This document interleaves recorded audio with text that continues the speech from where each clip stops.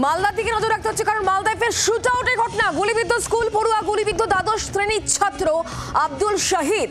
গুলিবিদ্ধ ছাত্রের অবস্থা আশঙ্কাজনক বলে খবর পাচ্ছি আমরা। মালদার মোথাবাড়িতে এই ঘটনা ঘটেছে। গোটা ঘটনার তদন্ত ইতিমধ্যেই পুলিশের তরফ থেকে শুরু করা হয়েছে। মালদায় ফের শুট আউট, আর এবার গুলিবিদ্ধ একজন স্কুল পড়ুয়া, তার নাম আব্দুল শাহিদ। আমরা বিষয় নিয়ে আরো জানবো, কথা বলবো। রণজয় এই মুহূর্তে আমাদের সঙ্গে রয়েছেন প্রতিনিধি টেলিফোন লাইনে। রণজয়, কি হয়েছে ঠিক?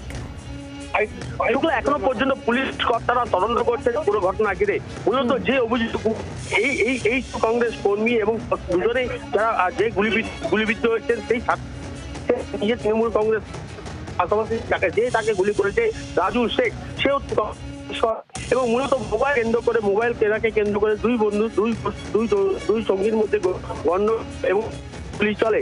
এরপরে কিন্তু গুরুতর জখম অবস্থায় তাদেরকে বেসরকারি নার্সিংহোমে ভর্তি করা হয়। তার অবস্থা আশঙ্কাজনক হওয়ায়। রণজয়, তোমার সঙ্গে আমরা পরবর্তী সময় যোগাযোগ করবো। আপাতত ধন্যবাদ আমাদের সঙ্গে টেলিফোন লাইনে থাকার জন্য। গুলিবিদ্ধ দ্বাদশ শ্রেণীর এক ছাত্র, তার অবস্থা আশঙ্কাজনক। গোটা ঘটনা তদন্ত ইতিমধ্যেই শুরু করা হয়েছে পুলিশের তরফ থেকে। বাংলার আওয়াজ, বাঙালির আবেগ, জি 24 ঘন্টা।